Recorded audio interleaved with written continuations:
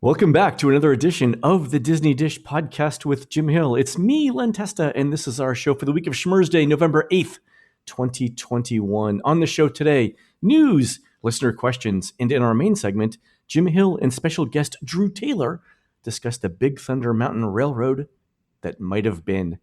Let's get started by bringing in the man whose life, whose love, and whose lady is the sea. It's Mr. Jim Hill. Jim, how's it going? Oh, Brandy, you're a fine girl. Wow. Okay. Well, I'll be singing that song for the rest of the day. By the way, there's nothing wrong with that song. It was number one back in March of 1972. And the very next week, it was replaced by Gilbert O'Sullivan's Alone Again Naturally. We really liked sad, sappy songs back in the 70s. Hey, Buzzkill, put it on. The Social Security Agency reports that Brandy, as a baby name, back in 1971 was 353rd on the list. By 1973, the following year, after the song came out, it was 82. So, wow. A lot of people, it's like, this is what I want for my child, for her to work in a bar and pine after a sailor who will want nothing to do with her. Let's call her that. I didn't know that, but that does show the power of popular music. There you go. All right, and we've got a special guest on the show today. Drew Taylor is a reporter at The Wrap and has written stories for the New York Times and others, as well as hosting two podcasts, Light the Fuse, which covers the Mission Impossible franchise, and our own Fine Tuning with Jim Hill. Welcome to the show, Drew. It is great to be here. I feel like I've been pestering you for years now. Finally, right? Yeah, and finally the opportunity is right. That's great. Yeah, I just want to I want a soft commitment that I'll be brought back when we finally do a Michael Graves episode of the podcast. Ooh. I want to come back and weigh in on that. Okay, we're gonna have to do something. Jim, I got it from Jim. Okay. Yeah, now that the Swan Reserve is open, it's time to go back and look at the pinnacle of modernist architecture that is the Swan and Dolphin. Wasn't he involved with the whole sort of site planning for Crescent Lake, Jim? Yeah. In fact, there's this weird window of time where they kept referring to where the Dolphin and the Swan and then the beach and the yacht club as the Convention Kingdom. There's a selling phrase for you right there. That's it, exactly. It was just, but they were really, really pushing that because that was when Eisner and Wells came through the door. It was like, we need to grab more of the convention business that's going to Orlando. Just so much of Crescent Lake was like, not so much where do the hotels go? It's like, where does the giant multi-purpose function room go? Multi-purpose function room? Just trips off the tongue, just like Convention Kingdom. It reminds me, isn't Disney referring to Kite Tales over at the Animal Kingdom not as a show, but as a, quote, daytime activation? Oh. You gotta wonder, right? Like, are you just making words up? Anyway, enough on that. Okay. All right, Jim, let's do a quick shout out to subscribers over at disneydish.bandcamp.com. Thanks to new subscribers Lisa Klein, Hey Aaron, and Michaela1989, and longtime subscribers and friends of the show, Ray Klaas, Brian Hartnett, and Dana Rent. Jim, these are the skilled masons, electricians, and plumbers who have just 4.5 minutes to repair the theater between each showing of Muppet Vision 3D. They say while teamwork is always the key to success, don't underestimate what the world's largest tube of crazy glue can accomplish. True story. Out of the entire Muppet Vision 3D, one of my favorite effects out of the whole thing is the arrow that sticks out of Waldorf and Statler's balcony. If you hang in the theater long enough, you can watch during the reset, that arrow actually recedes into the balcony. Does it really? Yeah, for the next show. In fact, that's kind of the last thing that disappears. And in fact, really, if you can do it, it's worth it to hang in the doorway there to watch the theater repair itself, to watch all the holes in the wall suddenly disappear. And it's like, okay, ready for the next theater full of Muppet fans. So again, 4.5 minutes. I'm just saying. There you go. All right, Jim, let's do the news. Folks, the Disney Dish News is brought to you by Storybook Destinations, trusted travel partner of the Disney Dish podcast. For a worry-free travel experience every time, book online at storybookdestinations.com. And Jim, I am reminded that this coming weekend, November 14th, in fact, you and me doing a live show in Walt Disney World, courtesy of Storybook Destinations. If you're in Central Florida, folks, there are just a couple of tickets left. Visit storybookdestinations.com for details. All right, Jim, a couple of news items, and Drew, you can weigh in on this too. Disney's announced dates for club-level lounges to reopen at some resorts. So the Yacht Club opens January 20th, speaking of Crescent Lake. Beach Club, January 27th, 2022. And then the Polynesian Village Resort Club Level Lounge, which is among my favorites, February 3rd, 2022. Jim, what do you make of those dates?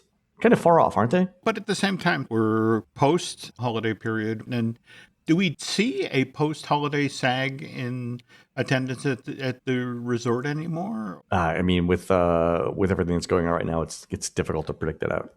What's interesting to me is you see inside of 2 weeks, this amenity, this club level lounges reappearing at 3 of the resorts. And, the whole notion of, okay, have this ready for when the February school vacation crew shows up. Right. President's Day. Yeah. So it's a good point, actually. It is between the marathon and Martin Luther King Day and President's Day. So they've got that little lull right there where they can open things up without having humongous crowds at those clubs. That makes sense then. All right, Jim, I wanted to get your take on this, and Drew, you can weigh in too. Over at Tower of Terror at Disney's Hollywood Studios, there appears to be some unscheduled maintenance going on. Jim, any idea what's going on there? Have they finally found the missing guests? No. What I have heard, and this has historically been a problem with the Tower of Terror, is that you have in the drop towers, so to speak, you have the walls lined with plasterboard. But after years and years of air pressure of the vertical lift platforms, what'll happen is that every so often they'll blow out a piece of plasterboard. And that happened just recently. And out of an abundance of caution, it's like, okay, shut this down. Let's just go up and down each of the drop towers and make sure that everything's fine. Because this is Florida and things get humid and plasterboard ages. But it's something that they're definitely doing out ahead of the full-on holiday crowds arriving. So nothing huge. Well, when I heard that, I thought about Jim's reporting earlier about the longevity of those motors and when they're going to have to just full on replace those things. So I was worried that it was like, oh my God, these things are going early. We will definitely know when that's going on, when the giant crane appears next to the tower. Right. And that will be months, if not a year-long operation to get those giant motors off. Because you have to take off the top of the building to get access to them, lift them out, and then bring in the new ones. So, we'll know. All right, good for that. By the way, Jim, I was at the studios last weekend. Since I was hanging around all night waiting for my ride on Tower of Terror, I noticed the projection show that they're doing at night on Tower right now. And Beacon of Magic? Is that what they call it? Beacon of Magic. There we go. And one of the details that I loved was this. You can only see it if you're standing at the Tower of Terror entrance. But if you look up on the side of the building, at the very top, on the top story, there is a projection that occasionally shows the silhouettes of people dancing during a ball or something that's happening on the top floor. And the thing that I loved about it was a momentary thing. But again, the only people who can see it are the people on the side of the building by the Tower of Terror queue who are looking up. And yet Disney decided to throw that in there. It's a great touch because it shows detail on all of the visible sides of the building, no matter where you're standing. So shout out to Disney and their projection team for getting that little detail in. It was really good. Isn't that the Tip Top Club, Jim? There we go. Is it the Tip Top Club? Yeah. That's what the nightclub up there is supposedly called. Score one from Mr. Taylor. All right. I have a t-shirt idea in mind. All right, here we go. Okay. All right, Jim, let's do a couple of surveys. Our friend Jean has sent one in. It's a survey about park cleanliness. And the questions go like this. Please rate the cleanliness of the Magic Kingdom on the date of your visit. So the options are excellent, very good, good, just okay, and poor. Jean rated it as good. And the follow-up question is, what specifically did you notice regarding cleanliness? The options that they gave were trash on the ground and walkways, the stores were unorganized, the restrooms were not in working order, trash on the ground in attraction lines, paint chipping, trash on floor and eating areas, empty hand sanitizer stations, restrooms dirty, trash cans overflowing, tabletops dirty, trash in waterways, and other. And Jean had ticked the trash on ground in attraction lines, so walkways, attraction lines, trash on floor and eating areas, trash cans overflowing, tabletops dirty, and trash in waterways. So my guess, Jim, is that this is a question around how much more aggressive Disney needs to be in hiring more janitorial staff, given the labor shortages that are evident in Central Florida. Given what you and I saw when we were walking around the kingdom doing those live shows, she's not wrong. I mean, the trash on the ground, it seemed like, at least on that day, it was getting away from them. Yeah. And again, that was a busy weekend, right? It was. Let's be fair. Yeah, this was a couple days ago. I hope Jean doesn't come out to Disneyland because she will be seeing. We have Disneyland questions coming up. Okay. I remember in the waning days of the Eisner era, one of the big complaints that people had was that the parks were not clean. And I remember actually sitting on Splash Mountain, riding it a number of days in a row, and seeing the same Dasani water bottle in the same spot on the ride for multiple days. And that indicated to me, and I think, Jim, you and I talked about this way before the show even existed, that this was basically evidence that nobody was walking the ride to see what was going on with it. And I wonder if this is the same thing. But Gene is describing stuff that's literally inside the park as opposed to, a piece of trash that's inside of an attraction that would involve somebody that's true walking around. So, yeah. That's true. Different kind of problem, right? Something that's visible to everyone, right? Yep. All right. Our friend Steve Heineman sent in a survey as well, and he had some context around it. So here's the context that Steve provided. He writes in and says, my wife and I recently went on an impromptu trip to Universal Orlando and stayed at Aventura. But we really wanted to go to Walt Disney World. So before we went, we checked out the Disney World website looking to put a package together like we've done so many times in the past. Last week, I got an email from Disney asking me to fill out a survey as to why we didn't book with them. So for reference listeners, Steve's budget for just this one trip was around $2,800. That means he's probably in the top 20% of American households by income. So he's in Disney's target demographic. So the first question that Disney asked on the survey around why Steve didn't book a hotel stay gave these options. The prices weren't a good value for what you get, and that's what Steve selected. Prefer other hotel brands. Couldn't get adjoining or connecting rooms or multiple rooms located together. The prices I was quoted were just too expensive or I couldn't afford it. I had technical issues with the website. I couldn't get the discount I was requesting. The room rate I was willing to pay was not available for the resorts I was interested in. The specific dates weren't available. I got a better deal for other accommodations, also something Steve checked. I prefer the homey feel and amenities of a rental home or a timeshare. There are limited character dining experiences available. The website was too confusing. The health and safety procedures or protocols. I wanted to be closer to a non-Disney park or attraction. The specific room or view I requested was not available. My party size didn't fit in a single room. I didn't get enough information. I couldn't get my questions answered. And allowing Walt Disney World hotel guests early or late access to the theme parks was temporarily suspended.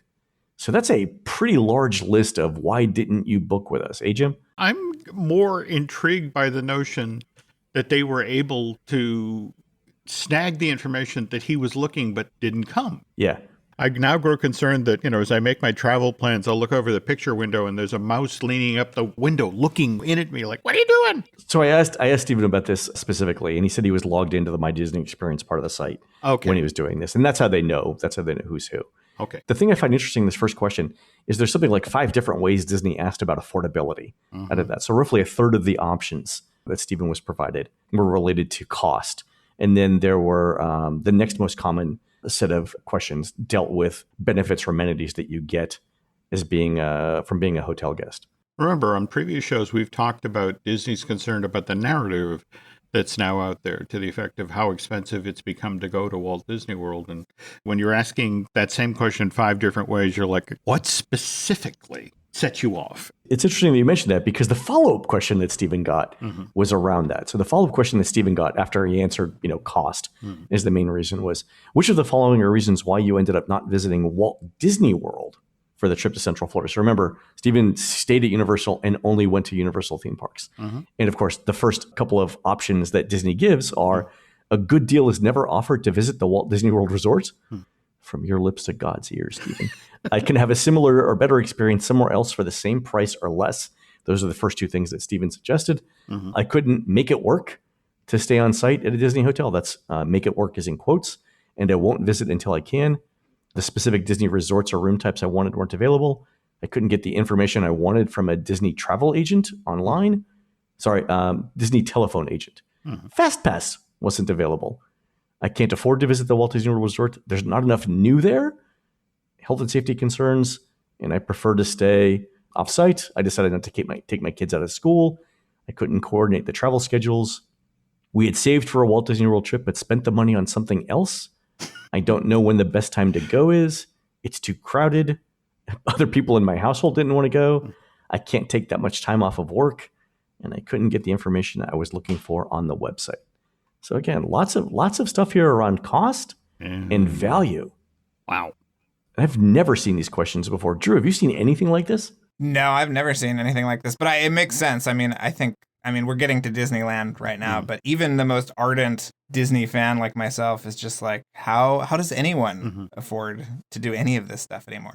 So it's funny you mentioned that. I'm updating my parts of the unofficial guide to the Disney Cruise Line, and I'm looking at 2022 cruise prices for Disney and Royal Caribbean because that's sort of the standard comparison that we do. Similar cruise lines, similar itineraries, similar ports, right? They're competitors for many itineraries.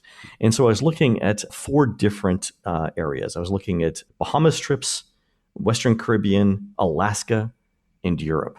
And the interesting thing about Disney is that they're charging a premium for their Western Caribbean and European vacations.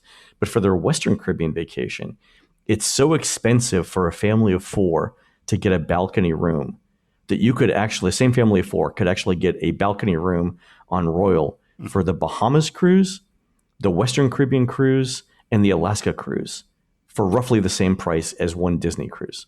So the question is would you rather go to the Bahamas, Western Caribbean, and Alaska on Royal, or just Alaska on Disney? Holy cow. Yeah. So 18 nights on Royal or 7 nights on Disney, and the 2 prices together are within like $80 of each other. Oof. That's a lot. And especially on, when you consider like the Wonder, which is Disney's Alaska ship, is 22 years old, 23 years old. It's an old ship, right? So here's Drew, you mentioned a question about Disneyland. Here's a survey question from Kara Firestone about technical issues she encountered while visiting Disneyland. So the question is, which, if any, of the following technical issues did you experience while trying to use the Disneyland Resort app? And the options are issues linking reservations, tickets, credit cards, or PhotoPass. The app froze, crashed, or closed unexpectedly. There were connectivity issues with the Wi-Fi, excessive spinner time or slow page loads, connectivity issues with cellular networks, error messages, frequent logon requests, app caused excessive battery drain, and other. And Kara had checked 5 things. The app froze, crashed, or closed unexpectedly. There were issues with the Wi-Fi, slow page loads, connectivity issues with the cellular network, and error messages, which, by the way, are all things we are also seeing in Walt Disney World, too. I actually at one point got to interview the gentleman who did the upgrade of the connectivity stuff for the Magic Kingdom at the very least. And it turns out he was a huge Disney nerd. So it was one of these things where what should have been a week-long job turned into a 4-week-long job because he was doing it after hours and he was using it as an excuse to crawl around the inside of every single one of his favorite attractions. It's like, we got to put a transponder inside of the mansion. I'm sorry. And it might take me a while to find just the right place. And the ballroom, and the graveyard. But even with all of that work, they're still having issues. I'm taking these photos just for documentation purposes to show people later on where I'm putting all this equipment. That's entirely why it is. There you go. Sir, why do you need to be in the photos as well? No, never mind. It's highly technical reasons. My good, close personal friends, the hitchhiking ghost. Yeah, Disneyland is a mess right now. Len, I don't know how much of this you've been hearing about from Guy or other people, but around the app or technology in general. Just general. I mean, the whole magic key situation, which we should save for another show, I think is just out of control, insane.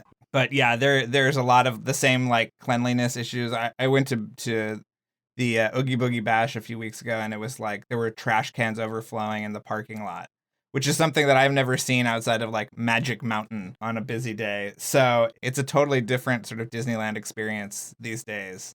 Wow. Yeah, so not the best, but yeah, we can save that for another time. We'll have to ask Guy about that. That's super interesting. Yeah. All right, Jim, we've got a couple of listener questions if we've got time. Sure. This was from Dan Monville, who says, I was on a bus leaving Epcot and saw a chain-linked fence in an area at the edge of the parking lot with a sign that said it was Project Gamma. What is that? So, Jim, is Project Gamma the festival center thing? We're talking early 2000s. There was the Project Gemini thing, and it was the early iteration of the notion of let's step away from Future World. This is when they were going to lose the Future World name entirely, and that was when the front half of Epcot was going to become Discoveryland. Okay. They were going to swipe that name from Euro Disneyland, and this is when they were going to do things like put the Little Mermaid ride in and the Rainforest Coaster and all that. The chain link thing, the festival center, right now, given the current situation and given that the resort is still coming back, it's not a top priority. The project has been defunded, but at the same time, Disney did make promises to a lot of corporations that are coming to Walt Disney World with their conventions, and the previous places where you could do dessert parties and after-hour functions, that sort of thing, just aren't great sightlines for Harmonious. Right. We're gonna talk about this in an upcoming live show where you actually mapped out. Oh yeah. By the way, with a protractor, I think you brought you brought a protractor with you to measure the angles, but you walked around World Showcase Lagoon and looked for the best vantage points for Harmonious, right? Yeah, and pretty much that's Ohio. You got to go way back.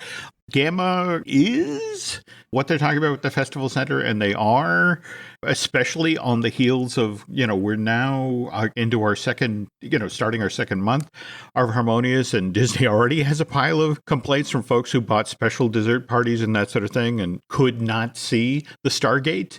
So it's sort of like, okay, all right, just sort of kicking the tires of how much would this cost? How quickly could we get this built? Or could we build a second Stargate? Stargate. There we go. All right. Here's a question from Joseph Matt, longtime friend of the show, who says, on a recent show, you stated that the most recently built original concept Universal attraction is Hollywood Rip Ride Rocket. That's true in the States, but the Lights Camera Action show hosted by Steven Spielberg opened with the Universal Studios Singapore Park in 2011. So, Jim, is that the most recent non-US? I will have to take a poke at that. I mean, Singapore has some very interesting stuff. Let's put a pin in that and we'll circle back on that one. But thank you, Joseph, for bringing our attention to that. Also, Jim, on last week's show, we talked about how Disney's updating its views of space exploration, now that space tourism is a thing. And we wondered about two things, whether you could get satellite radio on board a rocket ship, and what happens if you're in a car going nearly the speed of light and turn on your headlights. In what should be described only as a complete lack of surprise, our listeners actually know the answers to these questions. Wow. First up is an email from Melissa Irwin, who's a systems engineer for an aerospace company whose name rhymes with throwing. Melissa says, Len, as long as you're in the Sirius satellite field of view, you should be able to receive satellite radio. The satellite is in a much higher orbit than commercialized space travel. I flight satellites for fun and get paid, so I know this. Thank you, Melissa. It makes me sleep better at night knowing that I can be in orbit and still listen to the dulcet tones of Richard Blade on First Wave on SiriusXM. Also from Brian Babcock, who writes in to say, if you're driving at the speed of light and you turn on your headlights, the headlights will work as they normally do. This is because the speed of light is constant for any inertial observer. And first of all, let me just say, inertial observer, don't make me pull out the dictionary here, Brian. Anyway, normally if you're standing next to a freeway and you see a car drive by at 60 miles an hour, it'll look like it's going 60 miles an hour. But if you're driving along the freeway at 40 miles an hour and get passed by a car going 60 miles an hour, the car will appear to be going 20 miles an hour. This is possible because, as Einstein's theory of special relativity indicates, time slows down the faster you travel. That squishes everything along the axis of travel too, and that's the thing that makes light appear to move at the same speed relative to you. I note here, Jim, that Brian provided another example that involved more math and bigger numbers that became complicated once I made this morning's batch of mimosas. So what I got out of this is that Einstein showed speed is relative, and thus everything in the universe becomes morally permissible, and that's why we have people wearing socks with sandals. The universe makes the connections here, Jim. I just explained them. Whoa. I didn't come on this podcast to be doing math, okay? Hey. Wondering where you're going. Come and jumping in on that one, Drew. Hang on. I'm just going to put down the whiteboard now. Okay. You were saying. No, you laugh. I had to draw it out. Actually, okay. Because again, remember, everything is relative, right? And there's no fixed frame of reference on things. So yeah, that's it. Yeah, good times. Yeah, I'm waiting for Bill Nye the Science Guy to knock on my door because he's probably listening outside. One can only hope. All right, folks, we're going to take a quick commercial break. When we come back, Jim and Drew tell us about the Big Thunder Mountain Railroad we might have got if the Lone Ranger film was a hit. We'll be right back. The family that vacations together stays together. At least, that was the plan. Except now, the dastardly desk clerk is saying he can't confirm your connecting rooms. Wait, what? That's right, ma'am. You have rooms 201 and 709. No, we cannot be 5 floors away from our kids. The doors have double locks. They'll be fine. When you want connecting rooms confirmed before you arrive, it matters where you stay. Welcome to Hilton. I see your connecting rooms are already confirmed. Hilton, for the stay. Every story you love, every invention that moves you, every idea you wished was yours, all began as nothing. Just a blank page with a blinking cursor, asking a simple question. What do you see? Great ideas start on Mac. Find out more on apple.com/Mac. Every who down in Who Newville liked the holidays a ton. But where to get great prices on gifts, they had no idea. None. They searched and they searched for great gifts under $25. Gifts for spouses and friends and even their toddlers. When suddenly one who shouted, Walmart has what you want, knowing they have Lego, Tree Hut, and no prices to flaunt. So they enjoy the holiday season as Who's often do. Cheering and shouting, Walmart has incredible gifts. Who knew? Find gifts they'll love under $25 at Walmart. Today, November 8th, is apparently a significant date for Thrill Ride fans because it was on this day 41 years ago that the Walt Disney World version of Big Thunder Mountain first opened to the public. Why don't you tell us about that? Not the first version of Big Thunder Mountain. That happened at Drew's home park, Disneyland Park in Anaheim, and that was 14 months earlier, back in September of 79. And there's also some controversy. Big Thunder Walt Disney World soft opened on the 8th, whereas if you wanted the big pomp and circumstance thing, that was a week later on the 15th. That's when you got your banners, your balloons, your band. Looking back over the history of this thrill ride, there's a lot of stories that Len and Drew and I could tell.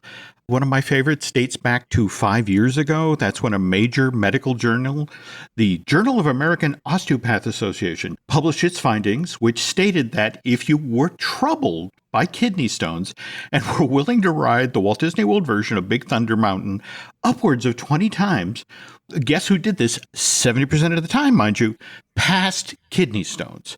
I feel the need, Jim, to propose an insurance plan. the Disney Dish Care package. But anyway, okay. This paper, by the way, was published back in October of 2016. Len, do you want to share the title? You're far better at pronouncing medical terminology than I am. Sure. It's a validation of a functional paleocalcial renal model for the evaluation of renal calculi passage while riding a roller coaster. It's by Mark Mitchell and David Wardinger.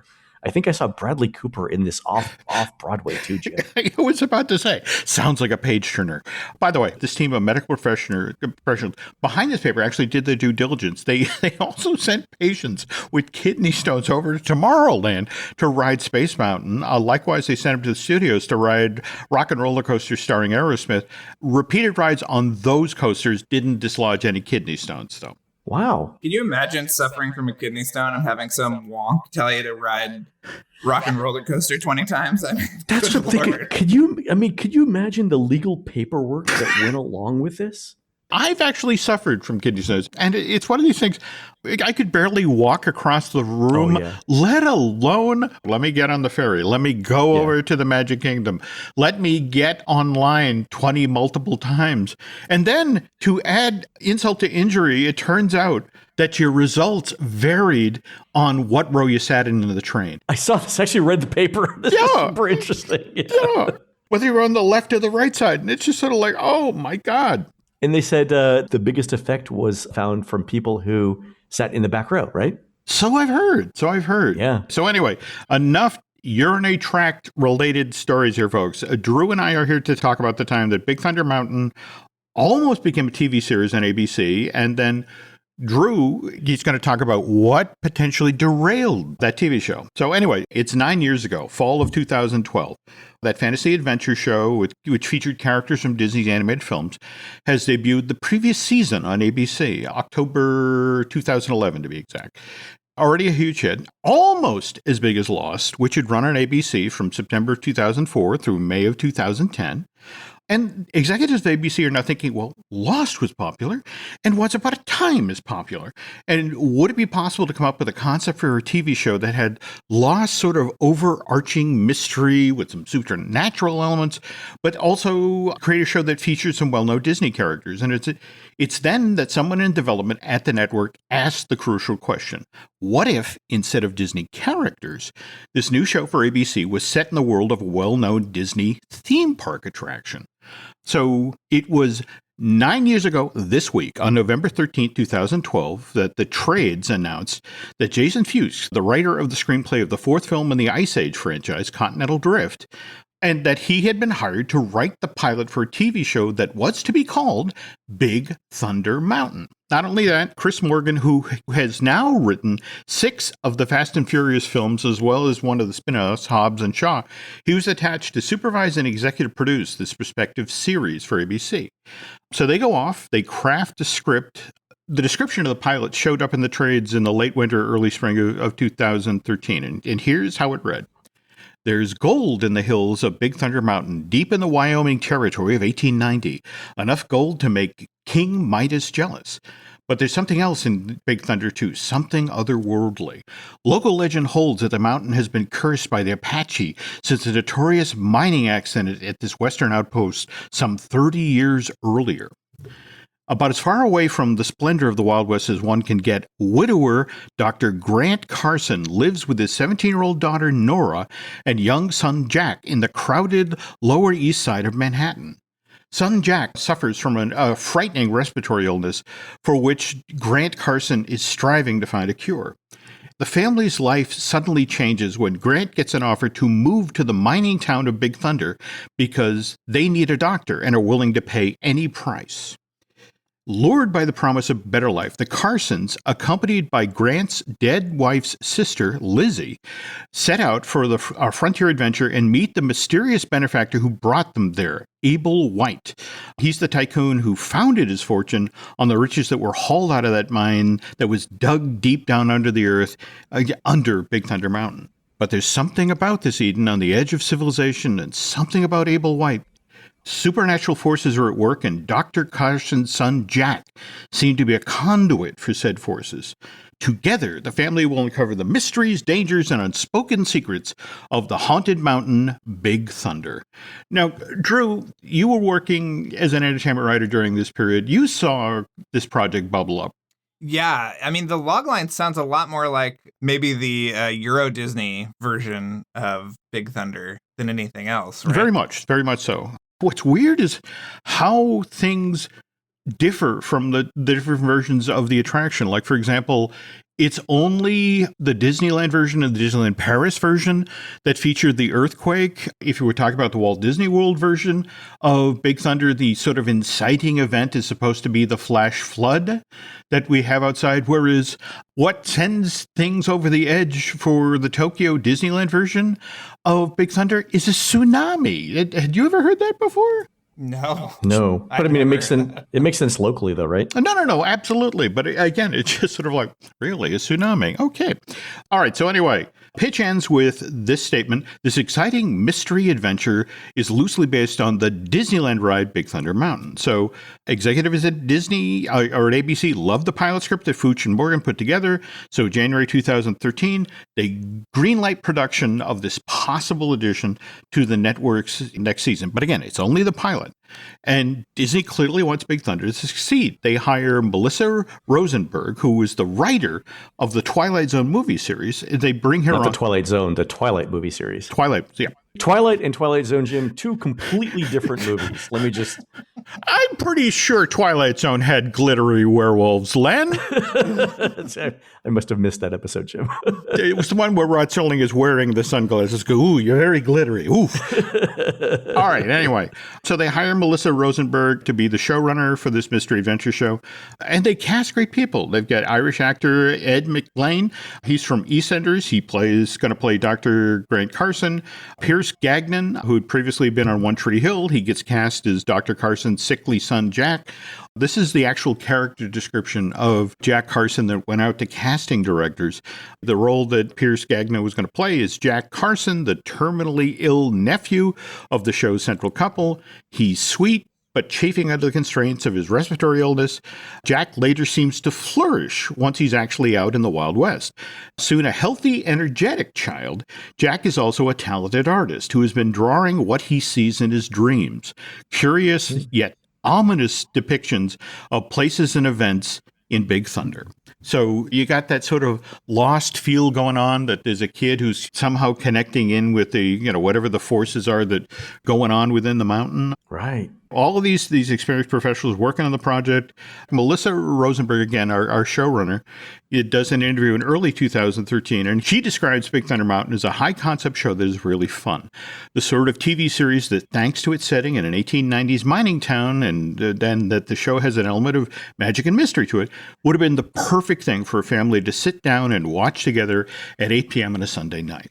So pilot gets shot in March of 2013, show's edited together, temporary music, temporary effects to add it to that footage. So to give ABC executives of what the finished product might look like. And May 13th, 2013 is announced in the trades that officials at ABC have passed on Big Thunder Mountain, that this series will not be part of the network's lineup for its 2013-2014 season. That was fast. So if they shot it in late March or early April, right, then they had to edit it.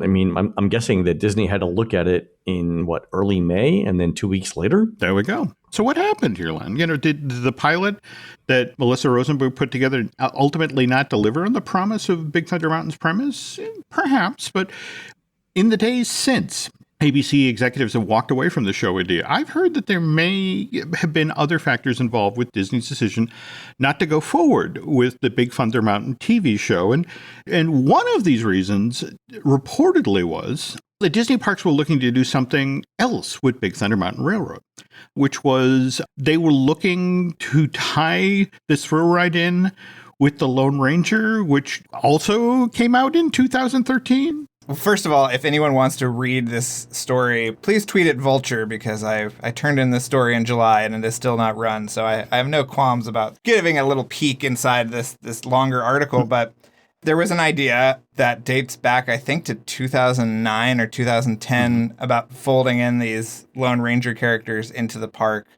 And there were a bunch of different proposals. I'm looking now at a sort of rough pitch deck, and everything from an all-new e-ticket attraction using the festival area, Big Thunder Ranch, and Circle D Ranch area, so what would eventually become Galaxy's Edge, all the way down to like a Streetmosphere show in the streets of Frontierland that is sort of pinging off the old, was it Zorro, Jim, that they would do on the rooftops? Oh, yeah. Now, remember, Drew's talking about this, initially being pitched in 2009. And one of the things that put gas in the tank for this idea was what happened in July of 2006, which was when, just as the second Pirates of the Caribbean movie, Dead Man's Chest, was arriving in theaters, that's when you could go on the Pirates of the Caribbean ride at Disneyland Park and Walt Disney World's version of the Magic Kingdom and see animatronic versions of Jack Sparrow and Captain Barbossa. And if you put on your touring plans hat, Len, there was a noticeable jump in like the wait time for Pirates during this period, right? Because people were,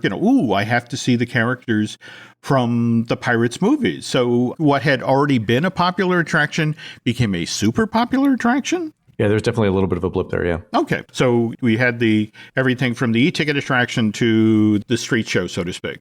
Right. But, the most likely, obviously, implementation of this was going to be a overlay of Big Thunder Mountain with the Lone Ranger characters, including several characters that appeared in an original draft by Ted Elliott and Terry Russio that didn't make it into the final movie. And also, there's this amazing scene in that original script where there's a kind of ghost town and there's a guy sort of nervously playing the piano to kind of stave off these sort of supernatural coyotes. And that scene was actually going to be... It's wild, Len. If you ever want to take a read, let me know. I would love to see this. Yeah, that'd be great. Okay, but they were going to stage that scene in the little frontier town as you're exiting the attraction. But the big get, and the thing that would have benefited us even now was that they were going to introduce onboard audio because you were going to actually listen to the William Tell Overture. I think it started on the first lift hill. And I talked to an Imagineer who was sort of noodling around on this, and he said it timed perfectly. Did it really? And it was, and it was a way to get that onboard audio on there so that after the Lone Ranger overlay had kind of run its course, that you could put a new original score to Big Thunder Mountain, which it's never had in there. Yeah, you could do effects. You could do a ton of stuff with onboard audio. Yeah. Yeah, and there was going to be cool new sort of show scenes. Jim's read the script. Jim, the ending with there's a sort of train chase inside a mountain. Oh yeah. And they were going to have that. They were going to have the train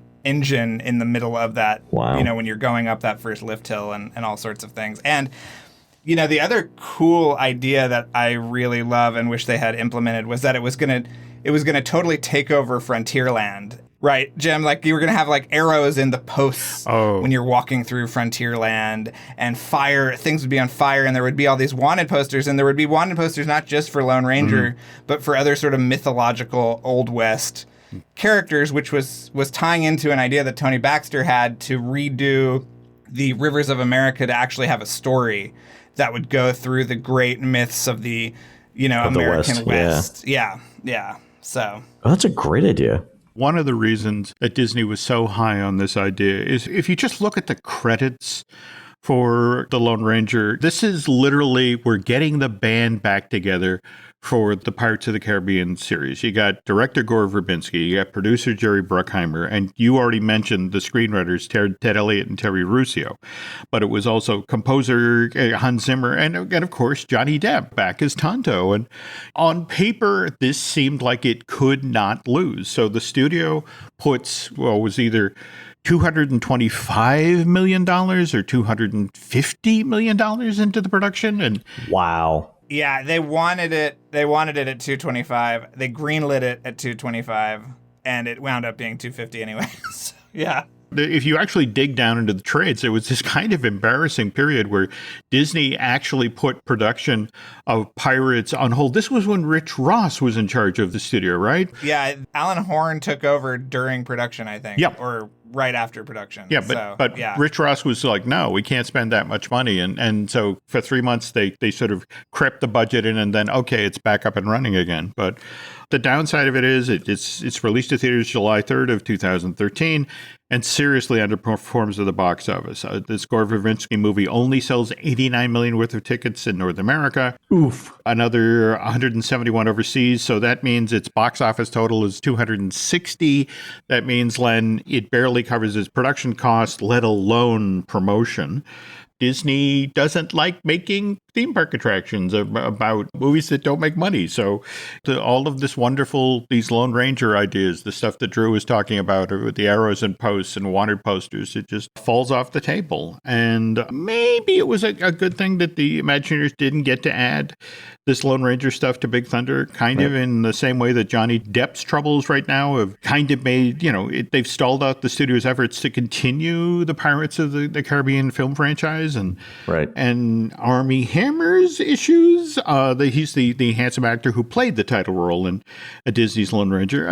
He's also had his own spat of bad publicity lately, and which might have led to some interesting conversations. Kids asking their parents as they're walking out of the film ride, it's like, Dad, wasn't that a figure of the guy who said he was 100% cannibal and who said he was going to eat his girlfriend? And Mom would say, oh, don't bother your father. He's suffering from kidney stones. Let him run again, son. Let him run again. There you go. One final thought. Later this week, the Mouse will be celebrating Disney Plus Day. That's November 12th, the second anniversary of the launch of Disney's subscription streaming service. Okay. This is when the company will be talking up all of the new films, TV shows, and limited series will be showing up on that subscription streaming service over the coming year. And say, Len, wouldn't it be cool, as part of that presentation, if Disney Plus officials mentioned that, oh, by the way, we've unearthed the pilot of ABC's Big Thunder Mountain, and we're making this TV show available for viewing for Disney Plus subscribers. I mean, a guy can dream. I would love to see that pilot, because it sounds like a good show. It does. But if you factor in what Drew just shared with us. And, the whole notion of if you're somebody up in the corner office in Burbank and you're looking at, okay, this is the way we want to go with with a Big Thunder Mountain TV show, but this is also what the Imagineers are proposing doing with Lone Ranger, which potentially is something I could take to parks. Because remember, we have no less than 4 Big Thunders around the world. You got Paris, you got Tokyo, you got Walt Disney World, you got Disneyland. This Lone Ranger redo could have traveled the world if the movie had been successful and been slightly adapted for each of the different markets. Yeah, there we go. But Drew, you like this movie, right? I love this movie, and Jim, you're discounting the fact that there is a sort of Magic Kingdom universe show in development for Disney Plus. So while we might not see the pilot, and I know what's coming on Disney Plus Day, and I'm sorry to tell you, Jim, your dreams have been dashed. Oh but, man. We could get something from this new Ron Moore show that is supposedly coming soon. Well, all right. Then let's go with that. Silver lining. But thank you so much for sharing that info, Drew. And more to the point, folks, send emails to Vulture now, because seriously, I have had a chance to preview the story about the Lone Ranger. It's killer. You really want to read it. I do not understand why they have not posted it yet. Is it, Drew, are they at Vulture on Twitter?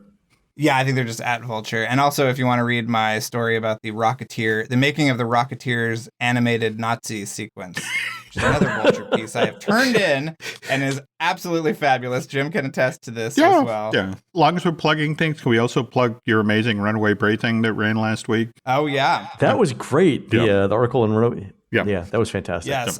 I'll send you, Len, the version that has 3,000 more words so you can really get a picture of the making of Runaway Bray. This is one of the reasons that Drew and I get along so well. We know no short stories. The only thing is that Drew, because he gets things published by actual professional, real people, they occasionally edit it with a machete.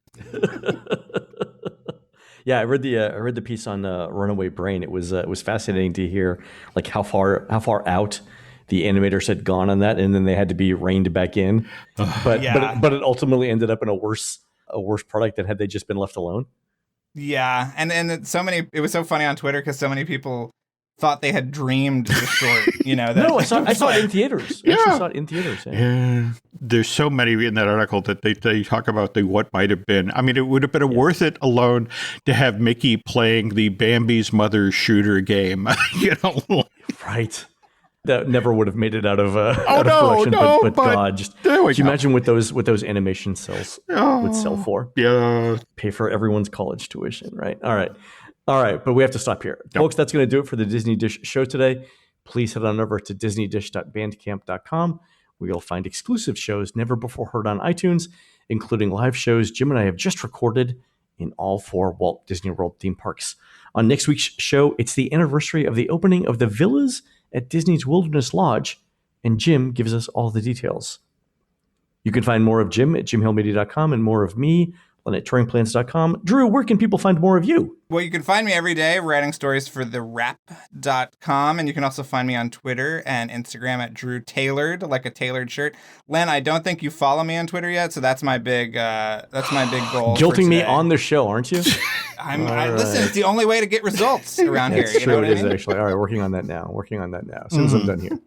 And we're produced fabulously by Aaron Adams, who'll be serving up Tio Adams' Cuban-inspired country fried steak with green beans, smashed potatoes and gravy, and Aaron's own world-famous fried cornbread at the Bradley's 50th almost annual Fun Day on Saturday, November 20th from 10 a.m. to 4 p.m. at Bradley's Country Store just off Centerville Road in the beautiful suburbs of Tallahassee, Florida. While Aaron's doing that, please go onto iTunes and rate our show and tell us what you'd like to hear next. For Jim, this is Len. We will see you on the next show.